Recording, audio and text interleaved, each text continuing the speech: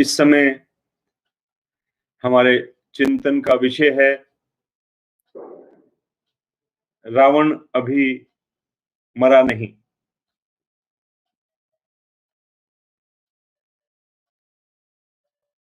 रावण अभी मरा नहीं, तो हम फिर आज के दिन शाम को जलाकर किसको आते हैं?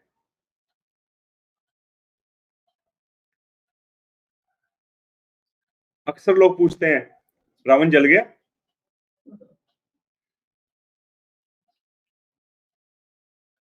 किसी की अंत्येष्टि की जाती है जब, तो मरने के बाद की जाती है। अगर मर गया है तो फिर उसको जलाया जाएगा या दफनाया जाएगा, जो भी विधि है। जब हम पूछ रहे हैं कि क्या जल गया, इसके मतलब मरा हुआ था तभी जलने की बात कर रहे हैं। लेकिन इसमें प्रश्न ये उठता है कि जब एक बार किसी को फूंक आते हैं या दफना आते हैं, तो उसको बार बार दफनाने की या बार बार जलाने की जरूरत क्यों पड़ रही है?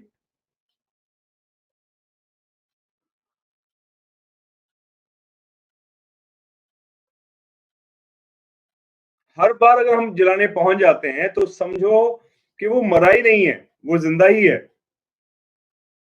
हमें लग रहा है कि वो मर गया, बल्कि मुझे लगता है उसका साइज बढ़ रहा है। आप देखिए शहरों में पहले बच्चे या बड़े जो मिलके काम करते थे, छोटे छोटे रावण होते थे। अब बहुत बड़े बड़े रावण बनते हैं, लाखों रुपए खर्च होता है। मैं एक शहर में गया, तो मुझे कहते हैं आज उफला सेक्टर में चलेंगे, वहां की ये दशहरा देखने वाला होता है। मैं क्या विशेषता है? कहते वहां उसकी हाइट बहुत बड़ी होती है। तो एक सेक्टर का, एक नगर का, शहर के एक हिस्से का दूसरे हिस्से के साथ भी कंपटीशन है। वहां भी अहम जोड़ लेते हैं हम अपना कि हमारा दशहरा बहुत बड़ा, यानी कि हमारा रावण बहुत बड़ा, और इसका भी अहम है कि हमारा बड़ा। सच्चाई ये है कि ये पर्व विजयदशमी, विजय, विन, जीत, फतेह, इसकी जो भावना है, मूल भावना, उस पर प्राय चिंतन बहुत कम होता है या नहीं नहीं के बराबर होता है। उसकी ही जरूरत है। रावण का साइज इसलिए बढ़ रहा है कि अधर्म का साइज बढ़ रहा है, दुष्कर्मों का साइज बढ़ रहा है। हम ठीक कर रहे हैं, रावण बड़ा किए जा रहे हैं बात कि हम प्रतीक ही तो है। रावण प्रतीक है असल में बुराई का। रावण प्रतीक है झूठ का। रावण प्रतीक है अहम का। रावण प्रतीक है अधर्म का। तो अगर विजयदशमी सही से मनाई जाए तो धर्म की फतह है, विन है अधर्म पर, अच्छे कामों की बुरे कामों पर फतह है, सत्य की असत्य पर फतह है, बुराई की हार है, गलत काम की हार है। इसकी डेप्थ में अगर हम जाएं तो ये विजयदशमी का पर्व मनाया गया। अन्यथा ये दिन एक रिचुअल बन जाता है, एक कर्मकांड बन जाता है। और वास्तविकता ये है कि एक्चुअली रावण मरा नहीं, इसलिए विषय बना रावण अभी मरा नहीं कि रावण हम सबके अंदर जिंदा है। बाहर का रावण चला गया, 10 सिर वाला, लेकिन जो हमारे भीतर रावण है, जब तक वो नहीं मरेगा तब तक हमारी सचमुच में विजयदशमी नहीं होगी। इसलिए हमारे मेंटर, सद्धर्म प्रवर्तक श्री सत्यानंद जी अग्निहोत्री, जो एक वैज्ञानिक सोच रखते थे, मैं उनको प्रणाम करता हूं, उनकी सोच को प्रणाम करता हूं। उन्होंने आज के दिन हमें इसके लिए प्रेरित नहीं किया कि आप दशहरे में जाओ या रावण को जलाओ, लेकिन चिंतन के लिए प्रेरित अवश्य किया कि आप बैठकर चिंतन करो, साधन करो, विचार करो और उसको नाम दिया स्वजातीय व्रत। ऐसा व्रत साधन, ऐसा यज्ञ साधन जिसमें अपनी जाति के विषय में चिंतन हो, उसकी अच्छाई और बुराई दोनों पक्षों को देखा जाए, और जो बुराइयां, जो कमियां हमारे भीतर हैं, मुख्य रूप से हमारा अहम है, उस पर चिंतन हो कि वो रावण, वो अहम मेरा मरा या नहीं मरा। और दुनिया की जितनी समस्याएं हैं, परिवारों की समस्याएं हैं, परिवार तो बहुत दूर की बात है, सबसे छोटी इकाई मैं खुद हूं, मेरी सारी समस्याओं की जड़ में अगर आप जाएंगे तो अहम ही पाएंगे। बहुत बड़ी समस्या है इंसान की। काश रावण ये अहम उसे दिखाई दे सके और उसकी मौत हो सके, उसमें अच्छे भाव, उच्च भावों का कोई पौधा लग सके। देवात्मा की ब्यूटी वो चाहते हैं कि हम हर जगह से अच्छाई ढूंढ लें, पॉजिटिविटी ढूंढ लें और अपना विकास कर लें। और अगर हमने किसी से कुछ लिया है, कुछ पाया है, उसके प्रति कृतज्ञ हो जाएं, उसके आगे झुकें, उसके प्रति धन्यवादी बने। और ये बात यहां पर भी सत्य है। इसलिए गुरुदेव हमें समझा रहे हैं कि अपनी जाति के साथ अपना गहरा संबंध महसूस करें। और आदेशों में से एक आदेश फरमाते हैं, आप कहते हैं कि जिसने ऐसे स्मरणीय, याद रखने लायक, मेमोरेबल जो महापुरुष हुए हैं, नेक इंसान हुए हैं, अच्छे इंसान हुए हैं, उनकी बातों को, उनकी कंट्रीब्यूशंस को याद रखो। लगभग 12 पक्षों में उन्होंने ध्यान फेरा है हमारा। बहुत से आदेश हैं, उसमें से एक आदेश ये है कि ऐसे लोगों को स्मरण रखो। और वही दो बातें अक्सर आती हैं घूम फिर कर, जिस पर देवात्मा मुड़ के हमारा ध्यान घुमाकर वही ले आते हैं। उनके प्रति सम्मान का भाव, उनके प्रति श्रद्धा का भाव और उनके प्रति कृतज्ञता का भाव। जब तक सम्मान नहीं होगा किसी के प्रति, उससे हम वो गुण नहीं सीख सकते। चाहे हमारा इतिहास कितना गौरवपूर्ण हो, हमारी जाति कितनी महान हो, कितनी श्रेष्ठ हो, कितनी सुंदरता हो उसके अंदर, बहुत लंबा इतिहास है इसका। हिंदू जाति का बहुत लंबा इतिहास है, बहुत फ्लेक्सिबिलिटी है इसके अंदर, बहुत बड़ा दिल है इसके अंदर, दूसरों की बात सुनने का, दूसरों को अपने विचार व्यक्त करने का। इसीलिए जब तक हम इसको समझेंगे, इस कंसेप्ट को, इसका बेस नहीं समझेंगे, ये कितना ओपननेस है इसके अंदर, के विभिन्न विचारधाराओं के लोगों को समाने की कितनी बड़ी क्षमता है इसके अंदर। इसलिए थॉट प्रोसेस देखिए, दुनिया में जितने थॉट प्रोसेस चलते हैं, विचारधाराएं चलती हैं, उनमें बहुत डिफरेंस नहीं दिखेगा आपको। लेकिन हमारे यहाँ, हमारी जाति में, हिंदू जाति के अंदर ऐसे लोग भी हैं जो एक इष्ट को पूजते हैं, कई बहुत सारे इष्टों को पूजते हैं, कई ईश्वर की सत्ता में विश्वास करते हैं, कई ईश्वर को बिल्कुल नहीं मानते कि है ही नहीं, कई नेचर के नियमों को मानते हैं, प्रकृतिवादी हैं, कई विकासवादी हैं, कई अवतारवादक हैं, अवतारवाद को मानते हैं, कई अवतार की बात नहीं करते, कई मूर्ति पूजक हैं, कई मूर्ति की बात नहीं करते, मूर्ति के दर्शन नहीं करते। बहुत डिफरेंस है, एक एक बात में बहुत अंतर है, लेकिन सबको बराबर का सम्मान है, सबको अपनी बात कहने का अधिकार है, सबको अपने विचार मानने का, आस्था रखने का अधिकार है। आप किसकी पूजा करते हैं इसका अधिकार है, किसको सम्मान देते हैं इसका अधिकार है। कितना ओपननेस है, कितना खुलापन है उसके अंदर, कितना बड़ा दिल है। और दुनिया के अलग अलग विचारधाराओं के लोग कहां कहां से आए और सबको एक्सेप्ट कर लिया। जाओ, आप भी अपनी बात कह लो, आप भी अपना धर्म स्थान बना लो, आप भी अपना ढंग से रह लो।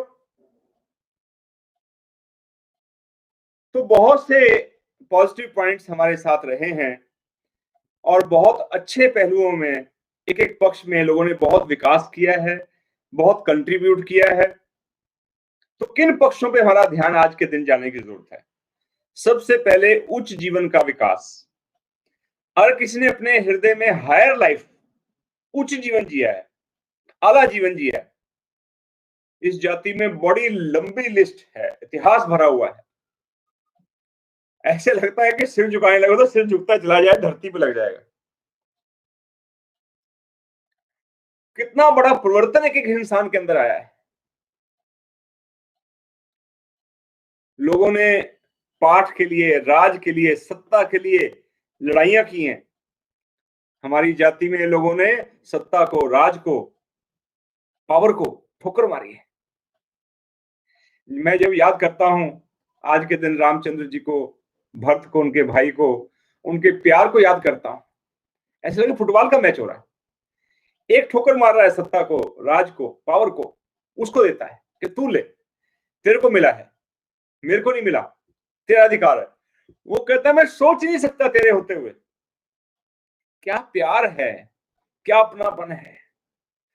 दिखाया है कि values are more important than material things. कितना बड़ा आदर्श है हमारे सामने। सत्यवादी हरिश्चंद्र जी को जब याद करते हैं, अपने करेक्टर के लिए, अपनी ईमानदारी के लिए, अपनी ड्यूटी के लिए किस हद तक इंसान जा सकता है। प्रणाम कर लें, दिल दिल में कर लें, हाथ जोड़ के कर लें ऐसी शख्सियतों को जिन्होंने मेयार काम किए हैं, मंजिलें हासिल की हैं। जब मैं दानवीर कर्ण को याद करता हूं, उनका नाम आते ही लगता है कि क्या दानी हो तो ऐसा।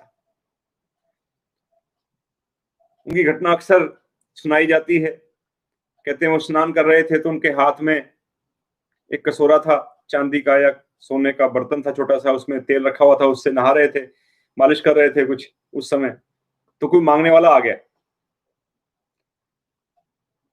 तो उन्होंने झट वो कसोरा इसको दे दिया कि ये ले जाओ भाई। तो किसी ने उनसे कहा कि आपने लेफ्ट हैंड से दे दिया। हम तो इसी चक्कर में पड़े थे, लेफ्ट से दे दिया, राइट से दे दिया। उन्होंने कहा भाई मैं इतनी बात तो सोची नहीं, अगर मैं सोचता कि ये लेफ्ट हैंड है, ये राइट हैंड है, और मैं इससे इसमें शिफ्ट करता, हो सकता है उस बीच में मेरा मन बदल जाता और मैं दान ना कर पाता। इसलिए दान का अवसर मिला तो कर दिया, इस बीच में कोई दूसरा थॉट आने नहीं दिया, इसलिए दानवीर कर्ण बने। करेक्टर के आधार पर, सोच के आधार पर, इंटेलिजेंस के आधार पर और अच्छी वैल्यूज के आधार पर राज कैसे चलाया जाए, धोखा भी ना खाए, धोखा दे भी ना, और चीजों को कैसे संभाला जाए, विस्तार कैसे किया जाए चीजों का, उनके नाम से नीति चलती है। नीति मतलब पॉलिसीज, करेक्टर पे पॉलिसीज बनाई, ऐसी बात, लॉजिकल बातें थी। विदुर नीति, बहुत समझदारी की बातें की विदुर जी ने, आज तक हम विदुर नीति के नाम से याद करते हैं। दलबद्ध होकर, यूनाइट होकर हम कुछ काम कर सकते हैं, कुछ अचीव कर सकते हैं। चाणक्य को बड़ा ज्ञान था इस बात का कि कैसे उनको इकट्ठा करना है, लोगों को सत्ता को हासिल करना है या सत्ता पर काबिज रहना है, तो उसके लिए दलबद्धता कितनी इंपॉर्टेंट है। वर्तमान युग में सुभाष चंद्र बोस ने कितना बड़ा एग्जाम्पल पेश किया लोगों को यूनाइट करने का।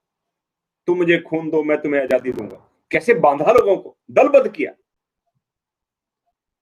फिलोसफिकल एंगल से बहुत से दर्शन, बहुत से लोगों ने कोशिश की हैं अलग अलग ढंग से विश्व को समझने के लिए, ईश्वर को समझने के लिए, जीवन के मकसद को समझने के लिए। बहुत ज्ञान, बहुत फिलोसफीज, बहुत से दर्शन इस धरा के ऊपर आए हैं। इस जाति में बहुत से दार्शनिक हुए हैं, उनका बहुत बड़ा कंट्रीब्यूशन है अपने अपने ढंग से, हर एक अपना लेवल है। बुरी प्रथाओं को दूर करने के लिए बहुत बड़ा स्ट्रगल शुरू से चलता रहा है। लेटेस्ट अगर हम देखें, कुछ समय पहले ही राजा राममोहन राय ने सती प्रथा के लिए कितना कुछ किया, उनको प्रणाम करने का दिल करता है।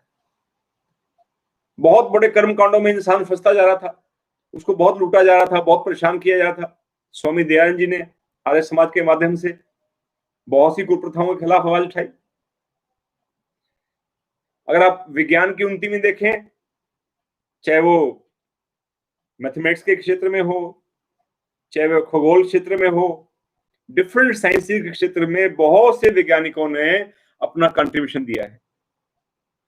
आर्यभट्ट को देख ले, कितना उनका सम्मान से नाम लिया था, इसीलिए जीरो का ज्ञान दिया। संगीत के क्षेत्र में देख लें, बहुत से लोगों ने बहुत कंट्रीब्यूट किया है विभिन्न कलाओं में, पेंटिंग्स में। मैं साउथ में एक जगह गया, मैं एक राजा को देखा वहां पर, रवि वर्मा ऐसा कोई नाम था उनका। क्या कमाल की पेंटिंग्स बनाई थी उनके हाथ की, मैं देख के हैरान हो गया, क्या योग्यता है भाई। हमारे यहाँ व्यापार के लिए हजारों साल पहले व्यापार होता था, पता नहीं कहां कहां व्यापारी जाते थे, कहां से आते थे, मैनेजमेंट था, सिस्टम्स था। और आज भी, आज के वर्तमान युग में बहुत इज्जत से देखा जाता है टाटा ग्रुप को। क्या करेक्टर का परिचय दिया उन्होंने। पीछे जब मुंबई के अंदर ताज होटल के ऊपर अटैक हुआ, बहुत सी डेथ हुए कर्मचारियों की, वर्कर्स की, लोगों का बहुत नुकसान हुआ, उन्होंने शहर के लोगों को भी, जो और रिक्शा पुलर्स थे या और जिनका भी नुकसान हो गया, उनको भी इंक्लूड किया उस बेनिफिट्स में, और सबको फुल फुल सैलरी दी। ताउम्र जब तक उनकी बनती थी वो पहले से कह दिया कि दी जाएगी, और बहुत कुछ, बड़ी लंबी लिस्ट थी उसकी। क्या करेक्टर से काम करते हैं लोग। और व्यापार को टाटा ने, बिरलास ने कैसे इसको उन्नत किया। हमारे यहाँ लिटरेचर को कितना महत्व दिया गया, साहित्य की उन्नति में कितना लोगों ने योगदान दिया है। ऐसे काव्य लिख दिए, रामायण और महाभारत, जिसकी घर घर में चर्चा होती है, करोड़ों परिवारों में चर्चा होती है। ठीक है, उसमें हमें साइंटिफिकली सोचने की जरूरत है, वैल्यूज कितनी है, सीखना क्या है। हम कई बार कर्म कांड में और चीजों में और कई अतिशोक्तियों में फंस के रह जाते हैं, वो हमारा विवेक तो काम करना चाहिए। लेकिन काव्य के रूप में, लिटरेचर के रूप में बहुत बड़ा कंट्रीब्यूशन है। रामलीला बरसों से, पता नहीं कब से होती आ रही है, कितने लोग इन्वॉल्व होते हैं। वो हम गड़बड़ तो हर जगह करते हैं, कई नशे करके भी करते हैं काम को, वो अलग बात है, वो हमारी कमी है। लेकिन जो वैल्यूज वहां से मिल सकती हैं, जो वो लिटरेचर हमारे परिवारों में एक अच्छा दृश्य पैदा कर सकता है, वो सीखने की बहुत जरूरत है। अभी पिछले चंद सालों में पीवी कन्नल जी और एसपी कन्नल जी की जोड़ी जो हमारे संपर्क में रहे, उनको बहुत निकट से देखा। उन्होंने सात्विक जीवन साहित्य में, मॉरल लिटरेचर में, करेक्टर बिल्डिंग में बहुत बड़ा कंट्रीब्यूशन किया है। और धर्म को वैज्ञानिक टच देने में, वैज्ञानिक परिभाषा, वैज्ञानिक धरातल देने में जो देवात्मा ने कंट्रीब्यूशन किया, जो लिटरेचर उन्होंने दिया है, ये तो एक नई प्रकाष्ठा खड़ी कर दी है। तो हिंदू जाति से भी कन्नल की जोड़ी भी, बाप बेटा की, चाहे देवात्मा है, तो हिंदू जाति से कंट्रीब्यूशन तो है बहुत बड़ा भाई। अगर आप शिक्षा के प्रचार की बात देखें, एजुकेशन के लिए, तो हमारे यहाँ बहुत फेमस यूनिवर्सिटीज हुआ करती थी। नालंदा यूनिवर्सिटी का बड़ा नाम था, पूरे विश्व से पता कहां कहां से लोग पढ़ने आते थे। और वर्तमान समय में जब दोबारा हमें उठने की जरूरत पड़ी है, तो डीएवी इंस्टीट्यूशंस ने बहुत काम किया। महात्मा हंसराज हुए हैं, उनके बहुत बड़े कार्यकर्ता, जिन्होंने संस्थाओं को बढ़ाने में काम किया है। देव समाज की स्थापना देवात्मा ने की, और उनके माध्यम से कितने लोगों ने, मैं आज उन सबको नमन करता हूं जिन्होंने देव समाज के स्कूल कॉलेजेस में सेवाएं दी हैं। जब ये स्कूल कॉलेज प्रारंभ किए गए तो सेवा भाव से प्रारंभ किए गए थे, तो पैसा था नहीं, अट्रैक्शन नहीं थी। आपको जानकर हैरानी होगी, जिनको इस चीज का आभास नहीं होगा, कि लोगों ने सरकारी पक्की नौकरियां छोड़ छोड़कर, बड़ी अच्छी तनख्वाहें छोड़ छोड़कर भी आकर देव समाज के स्कूलों में, कॉलेज में सेवाएं दी, कम पैसों पे काम किया। किस भाव से? कि शिक्षा का प्रचार प्रसार हो, खासतौर पे लड़कियों के लिए। तो मैं देवात्मा को और उनके शिष्यों को भी नमन करता हूं, जिन्होंने शिक्षा के प्रसार प्रचार में बहुत बड़ा कंट्रीब्यूशन किया। साधारण पीड़ा, तकलीफ होती है दुनिया में, उसको दूर करने के लिए बहुत समय से लोग लगे रहे हैं। वर्तमान युग में अगर हम देखें, जिनके नाम हम जानते हैं, बाबा आमटे, बहुत मशहूर नाम हुआ है। भगत पूरन सिंह जी, जो अमृतसर में पिंगलवाड़ा आज भी चलता है, और अनाथों के लिए, गरीबों के लिए, अपाहिजों के लिए कितने पिंगलवाड़े आज भी कार्य कर रहे हैं। चंडीगढ़ के पास कुराली में पिंगलवाड़ा कार्य कर रहा है, जिसका हमें पता है। पदमपुर के पास सरदार हरि सिंह जी ने जो पिंगलवाड़ा खोला है प्रभासरा के नाम से, कितनी बड़ी सेवा हो रही है। किसी को क्या पड़ी किसी तकलीफ में इस तरह अपने आप को सर्वस्व मिटा दे, अपने आप को बिल्कुल झोंक दे, कितनी बड़ी बात है, कितना बड़ा दिल है लोगों का। रवि कालरा जी हैं, गुरुकुल के नाम से गुड़गांव में सेवारत हैं, प्राय 600 लोगों को कैटर कर रहे हैं। उस टाइप का एक व्यक्ति आप रख नहीं सकते अपने साथ, एक व्यक्ति भी आप रख के देख लीजिए, समझ में आ जाएगा कितनी बड़ी डिफिकल्टी है, how much difficult it is to handle this patients और पीपल। वीरता के प्रदर्शन में, उचित वीरता, बहुत बड़ा इतिहास है। शिवाजी को देख लें आप, उनकी वीरता का इतिहास, महाराणा प्रताप की वीरता का इतिहास, और इसके भिन्न हमारा बहुत बड़ा एक समुदाय है, सिख समुदाय, हिंदू जाति से ही है, इसी से निकले। बड़े भाई को आमतौर पर सिख का नाम दिया जाता था, शिष्य बना दिया था गुरु का, और जो उन्होंने त्याग और समर्पण और वीरता का प्रदर्शन किया है हिंदू जाति की रक्षा के लिए, आज के दिन मैं पुनः उन सबके श्री चरणों में भी प्रणाम करता हूं। देखना तो बहुत दूर की बात है, सुनना ही मुश्किल रहता है कि कितनी कंट्रीब्यूशंस हैं, कितनी वीरता का, कितने हौसले का परिचय दिया उन्होंने, मुकाबला किया है बुराई का, किसी के अन्याय का सामना किया है। तो इन पक्षों में जिनका मैंने जिक्र किया है, देवात्मा फरमाते हैं इन सब पक्षों में इसकी लिस्ट को बनाओ, लंबा करो। मैं थोड़ा सा ब्रीफ में आपको जिक्र किया है। इन सब के प्रति अपने हृदय में सम्मान का भाव जगाओ और उनको सजदा करो, उनको प्रणाम करो, उनकी कंट्रीब्यूशंस को अप्रिशिएट करो। और हमारे पास जो आज की व्यवस्था है, आज का समाज है, आज की दुनिया हमारे सामने है, इसमें पूरा इतिहास जुड़ा हुआ है उन सब का, उनकी सेवाओं का, उनकी कंट्रीब्यूशंस का। उसके लिए कृतज्ञ महसूस करो।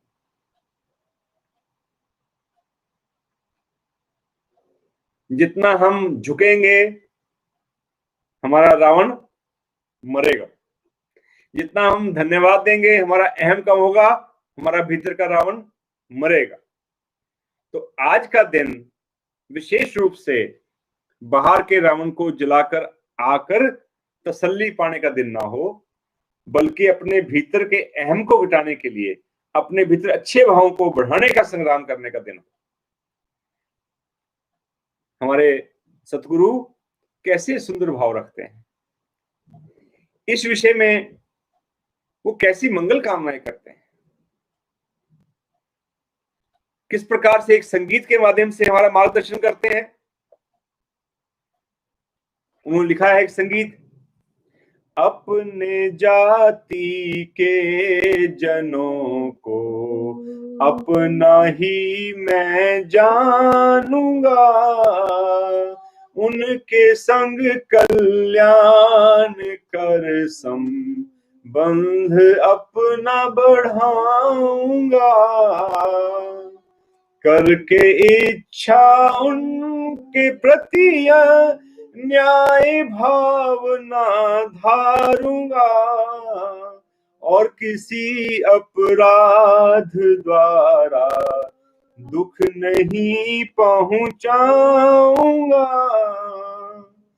अपने जाति जनों के प्रति जो मेरे अपराध हो, कर उचित परिशोध उनका शोध बनना चाहूंगा, अपने जाति जनों में जो पूजनी और उच्च जन, जाति गौरव के लिए मैं उनकी महिमा गाऊंगा,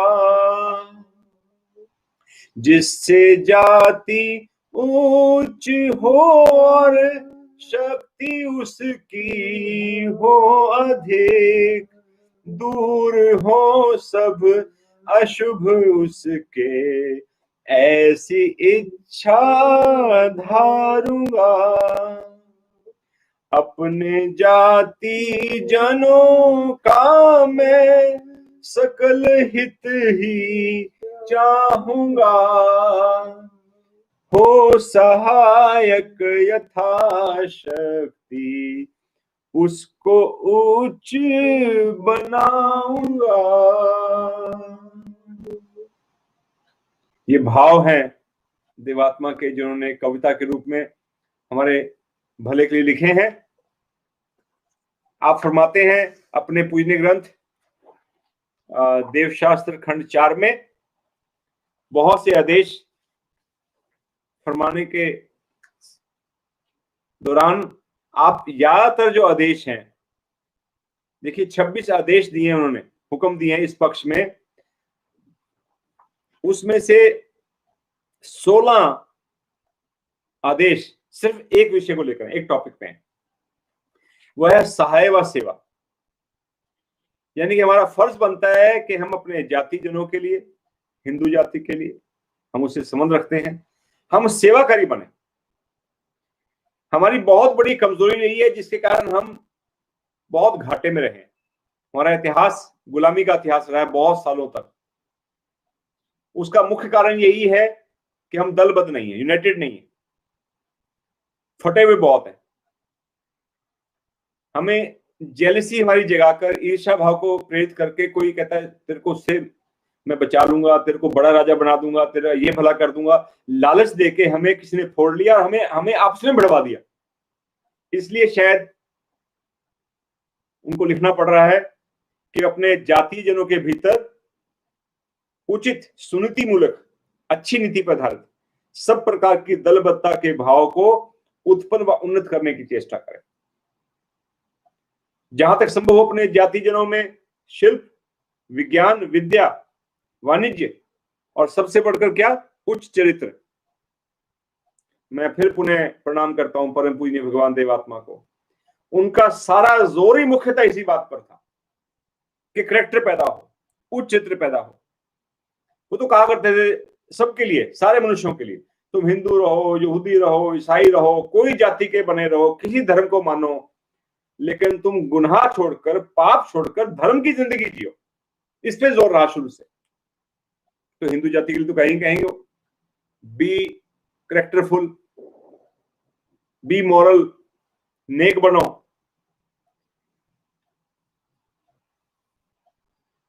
स्त्रियों के लिए कोई अनाथ हैं या विधवा हैं या बेसहारा हैं, उनके लिए कोई ऐसी संस्था स्थापन करो। अनाथ बच्चों के लिए कोई सहारा बनो। कोई गरीब हैं जिनको जरूरत है किसी काम को देने की, उनको काम देकर, उनको कोई हाथ का काम सिखाकर, किसी उनकी योग्यता पैदा करके उनके भरण पोषण के योग्य बनाओ, ताकि वो भीख ना मांगे और वो डिपेंड ना हो। ऐसे लोग काम कर रहे हैं। मैं प्रणाम करता हूँ, आज के दिन याद आ गया भोजराज जी का। पदमपुर में हमारे साथी हैं, उन्होंने अपनी टीम के साथ मिलकर ऐसा काम किया कि हमारा नगर में भीख मांगने वाला कोई नहीं होगा। बहुत सुंदर कार्य है भाई। ऐसी व्यवस्था की, उनको काम दिया, सोचा, उनका जो हाथ से काम चीजें बनी उनको बेचने की व्यवस्था की, तो सारी व्यवस्था का नतीजा ये हुआ कि भीख मांगने वाला कोई नहीं मांग, कोई भिखारी नहीं है। कोई मानसिक विद्यालय के लिए महाविद्यालय, स्कूल, कॉलेज, पुस्तकालय, लाइब्रेरी को स्थापन की जाए। कोई पुस्तकें रचने का काम हो सकता है, लिखने का काम हो सकता है, ट्रांसलेट करने का काम हो सकता है, जिससे साहित्य की उन्नति हो। बुरे अभ्यास हैं, बुरी आदतें हैं, नशे की आदतें हैं, कुछ और नेगेटिविटी है, उसको दूर करने में, उनके अंदर स्वार्थ को कम करने में, उनके अंदर परोपकार के भाव को बढ़ाने में हम अगर मददगार बन सकते हैं। भगवान का तो सारा कार्य यही है कि उसको स्वार्थ से निकालो, परोपकारी बनाओ, पर के लिए तरफ लेके जाओ। और अंतिम बात लिखी है इसमें, सेवा क्या कर सकते हैं, जो सबसे ऊंची सेवा जो हम कर सकते हैं, नीच गतियों से उद्धार और उच्च गतियों में विकास। नीच जीवन से मोक्ष, उच्च जीवन में विकास। पहले खुद करो, खुद का होगा तो दूसरे कर पाएंगे। और ऐसा काम करने वालों के साथ कंधे से कंधा मिलाओ। महाराज फरमाते हैं ये कार्य करना है कौन सा, नीच गतियों से उद्धार और उच्च गतियों में विकास करने की योग्यता रखने और उचित बोध करने पर। योग्यता हर एक में नहीं होती नीच गति से उद्धार करने की। अपना ही उद्धार नहीं होता, दूसरे का उद्धार कैसे करेगा इंसान। लेकिन की जा सकती है, कोशिश करनी चाहिए कि हम नीच गतियों से खुद निकलें। जिससे हम खुद नहीं निकले, दूसरों कैसे निकाल पाएंगे। तो पहले खुद बचो, दूसरों को बचाओ। ये सबसे बड़ा काम है जो हम अपनी जाति के लिए या अपने देश के लिए, मानवता के लिए, अगर बड़ा और दायरा करें उसका, कर सकते हैं। किसी को नीच गतियों से निकालना, नेगेटिविटी से निकालना, अबोधता से निकालना, अज्ञानता से निकालना, खासतौर पे आत्मिक लेवल पर, और उसके अंदर अच्छे भावों को जगाना, उच्च भावों को जगाना, उच्च गतियों की तरफ उसको प्रेरित करना, विकास करना। अगर ऐसी योग्यता पैदा हो गई है, बहुत मुबारकबाद। और उचित बोध करने पर ऐसे काम के लिए अपने सारे जीवन व अपनी सारी संपत्ति को भेंट करें। भगवान तो फुल सेक्रीफाइस चाहते हैं। जो किया है वो कहा है, ऐसे नहीं लिखा। कमाल की बात देखिए, ये पुस्तक मेरे सामने ग्रंथ बहुत कीमती ग्रंथ है, मैं प्रणाम करता हूँ, सजदा करता हूँ। देवशास्त्र खंड 4, जिसका मैं आपके साथ चिंतन आपके साथ मिलकर कर रहा हूं। ये जो लिखा है ये वो है जो उन्होंने किया है 32 साल की भरी जवानी में। आप देखिए, रुड़की में एक ही कॉलेज था उस जमाने में, बहुत कम विद्यार्थी निकलते थे। सारे एशिया में मात्र एक कॉलेज था जहां इंजीनियर्स बनते थे, ओवरसीयर्स बनते थे। यहां से निकलकर जो जॉब, जो सर्विस लाहौर में जाके मिली, जिसपे भगवान कार्यरत थे, तो 1882 में, आज से लगभग 140 साल पहले, उनको 150 रुपए की नौकरी थी, इतनी तनख्वाह मिलती थी। दिस वाज सैलरी लेवल 150 रुपए। आप सोचिए तब 1 रुपए में कितना कुछ आता था, तो 150 रुपए कितना होगा। बहुत देर बाद तक भी 1 रुपए में 1 किलो घी आ जाता था। अगर 400 रुपए किलो घी हो तो 150 से गुणा करो, 6 लाख में सैलरी थी, जोड़ लो। तो कितना बड़ा पैकेज होते हुए भी भगवान ने वो ऊंची सरकारी नौकरी छोड़ दी। क्यों छोड़ दी? मैं अपने जाति जनों का, अपने देश का, हो सके तो पूरी मानवता का, उनका तो दायरा बड़ा खुला था, कितने से संपर्क हो पाता है अलग बात है। मैं सबके शुभ के लिए अपने जीवन को सत से सुंदर ही मेरा परम लक्ष्य होवे, जग के उपकार में है मानवता के लिए, बल्कि मानवता से भी आगे पशु जगत, वनस्पति जगत, भौतिक जगत, सबके विकास के लिए। जग में सब आ जाते हैं, चारों जगतों के शुभ के लिए, चारों जगतों के विकास के लिए मेरा जीवन जावे। और आपने उस जमाने में इतने बड़े सरकारी पक्की नौकरी का त्याग कर दिया। भगवान को प्रणाम करते हैं उनके इस त्याग के लिए, कि सिर्फ कहा ही नहीं कि सर्वसर्पण करो, अपना सब संपत्ति, अपना पूरा जीवन इसी महान कार्य में लगा दिया। आपके भाव मैं आपके साथ शेयर करना चाहूंगा। आपने कहा है कि शुभकामना करो, मैं आशा करता हूं सबके पास पुस्तक है। हम जिस भी जाति से हैं, कोई और भी इस साधन को कभी और जाति के लिए सुने तो अपनी जाति के लिए शुभकामना करो भाई, उसके गुणों को देखो, वहां से पॉजिटिविटी निकालो, बढ़ाओ पॉजिटिविटी को, अपने भीतर निकालकर पॉजिटिविटी अपने हृदय में डालो। जो इतिहास आपका कहता है कि अच्छी बातें आपके इतिहास में थी, आप जिस भी जाति से हैं उस जाति की अच्छी बातों को अपने जीवन में धारण करो, और जो कमी है उनको दूर करो, ऐसी सारी मानवता इंप्रूव होगी। तो मैं जो अभी आपके बीच में पढ़ने जा रहा हूं, उसमें अगर आप किसी और जाति से हैं तो उसकी बात करें, हिंदू जाति से तो अपनी जाति की बात करें। तो देवात्मा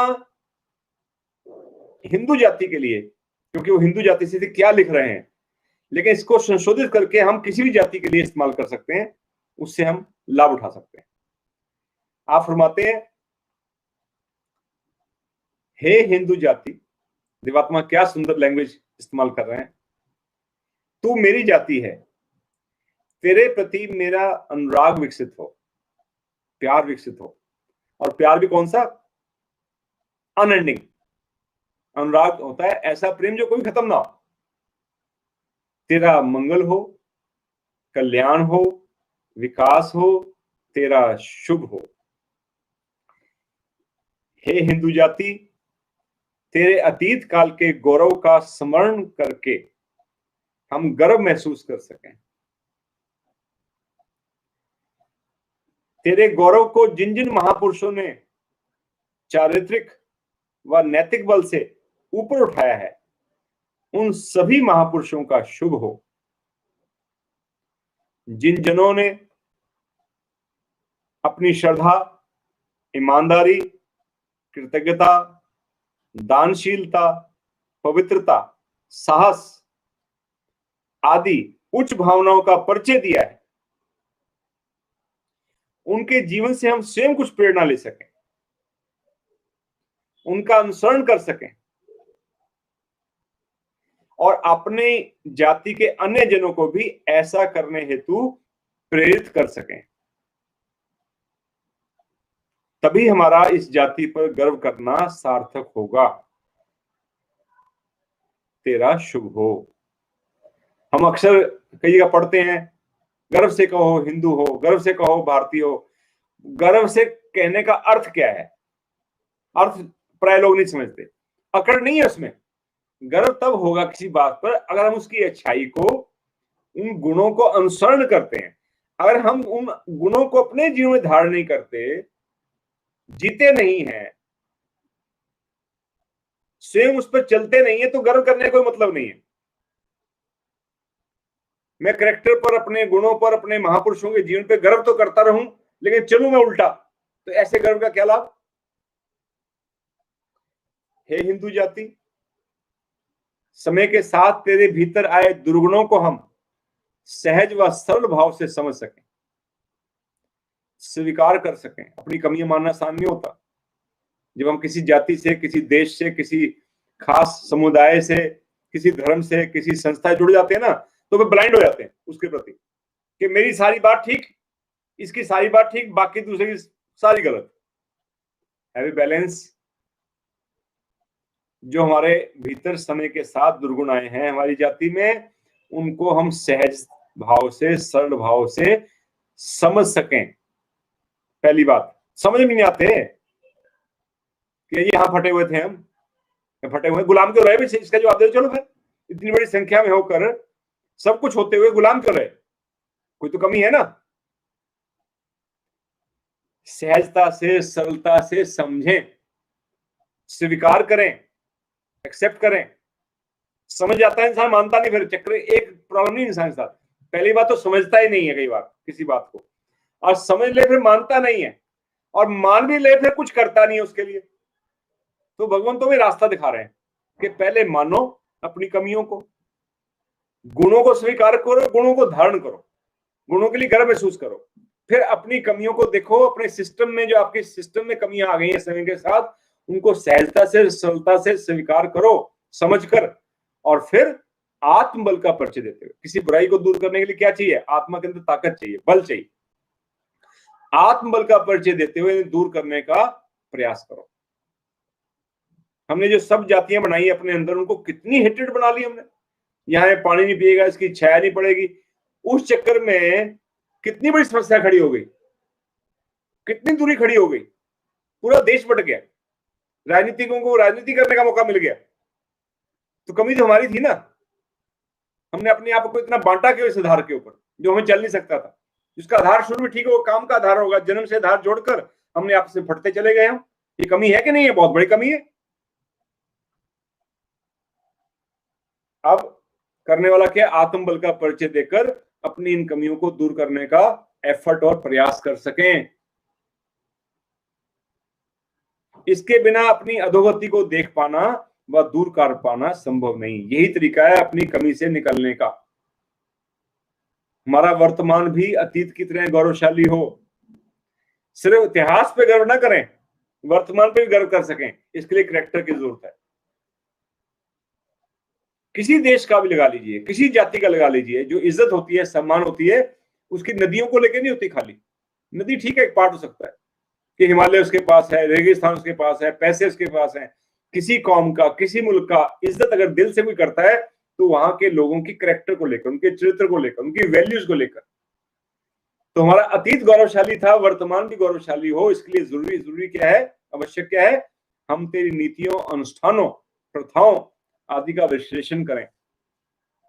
जहां भी संशोधन और बेहतरी की जरूरत हो, वहां ऐसा करने का बल दिखा सके। देवात्मा ने बल दिखाया है वो, इसलिए जो विधान उन्होंने दिया है वो संशोधित ही है, संशोधन करके दिया है, बेटर करके दिया है, इंप्रूव करके दिया है। तेरा शुभ हो। हे हिंदू जाति, तुझसे जुड़े प्रत्येक मनुष्य का चरित्र ऊंचा हो। वह ईमानदार, कर्मठ, साहसी, पवित्र और विश्वास पात्र बन सके, रिलायबल बन सके। अपनी जाति के अन्य जनों को वह धोखा देने वाला, लूटने वाला प्रमाणित ना हो। काश इस जाति का कोई सदस्य चोरी, डकैती, हत्या, धोखाधड़ी, बलात्कार आदि पाप कर्मों को करने वाला ना हो। ऋषियों की संतान कहते हैं ना अपने को, ऋषियों की संतान होकर उनके स्वभाव व चरित्र के अनुरूप उनका चरित्र ऊंचा उठ सके, ऐसी शुभकामना करता हूं। तेरा शुभ हो। ये भगवान की शिक्षा पर आधारित शुभकामना है जो सूक्ष्म से प्रेरणा के लिखवाई गई है। एक एक शब्द 20-20 बार 50-50 बार पढ़कर समझकर जीने की जरूरत है। काश मैं ऐसा कर सकूं, आप ऐसा कर सकें। आज का दिन हम सबके लिए शुभ हो, और हम सबके लिए शुभ उतना ही होगा जितना हम अपनी इस जाति के, इस महान जाति के गौरवशाली इतिहास को जानेंगे, जिन्होंने भिन्न भिन्न पक्षों में, जिन पक्षों का हमने जिक्र किया, कैरेक्टर बिल्डिंग में, दलबत्ता में, फिलोसफिकल चीजों को ढूंढने में, तत्व ज्ञान में, कुप्रथाओं को दूर करने में, विज्ञान की उन्नति में, शिल्प की उन्नति में, वाणिज्य की, व्यापार की उन्नति में, साहित्य की उन्नति में, शिक्षा के प्रचार प्रसार में, दूसरों की दर्द तकलीफें दूर करने में, अनाथों के लिए, गरीबों के लिए काम करने में और वीरता का प्रदर्शन करने में जो कंट्रीब्यूशंस की हैं, इस पे वॉल्यूम्स लिखे जा सकते हैं।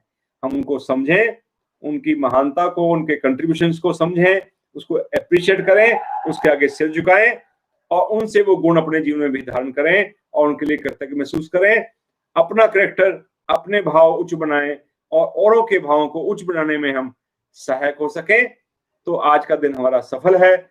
और जितने उच्च भाव बढ़ेंगे, जितने अच्छे भाव बढ़ेंगे, जितने निम्न भाव कम होंगे, हमारा मूलतः असर वहीं पड़ना है कि हमारा अहम कम होना चाहिए। ये अहम बहुत तंग करता है।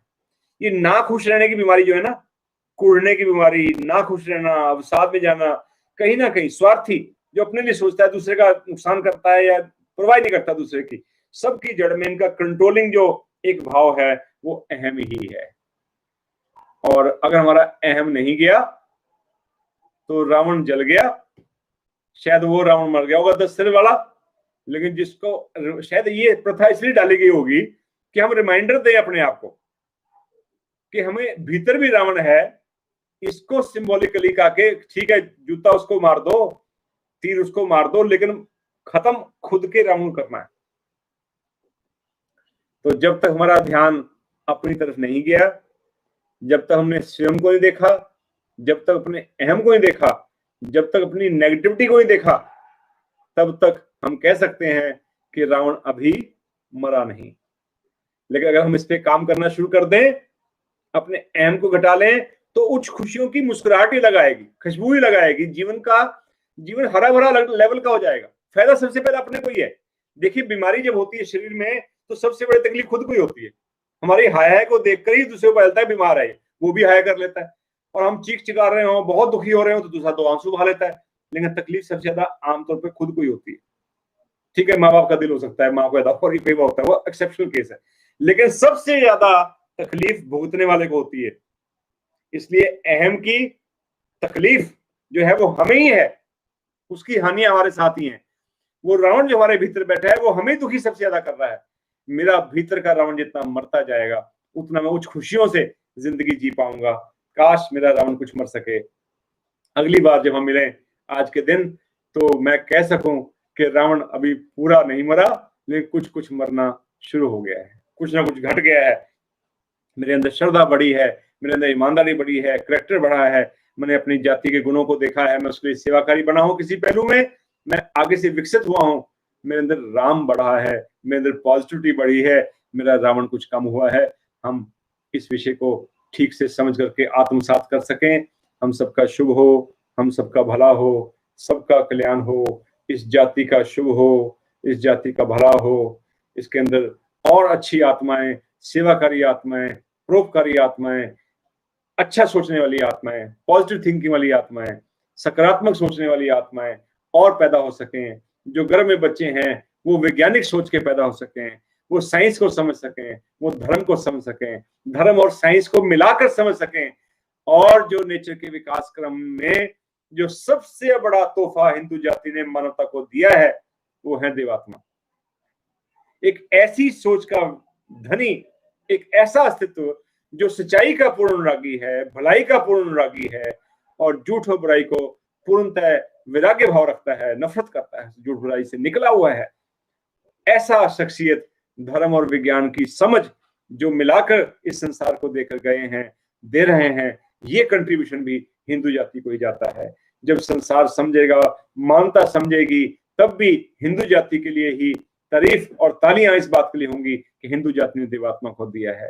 काश आने वाले समय में ऐसे बच्चे, ऐसे युवा, ऐसे नौजवान पैदा हो सकें जो देवात्मा की कंट्रीब्यूशन को, उन्होंने जो फिलोसफिकली, जो देवात्मा ने दर्शन दिया है, जो फिलोसफी दी है, जिसमें सबके शुभ की बात है, सिर्फ अपने नहीं, देवात्मा लिखते हैं अपने आदेशों में कि अपनी जाति का भला करते हुए बायस होकर, पक्षपाती होकर दूसरी जातियों का अहित नहीं करना, उनके लिए नफरत नहीं फैलानी, उनको घृणा नहीं करनी, सबके शुभ के भाव रखना है, अपना विकास करते हुए होलिस्टिक अप्रोच रखनी है।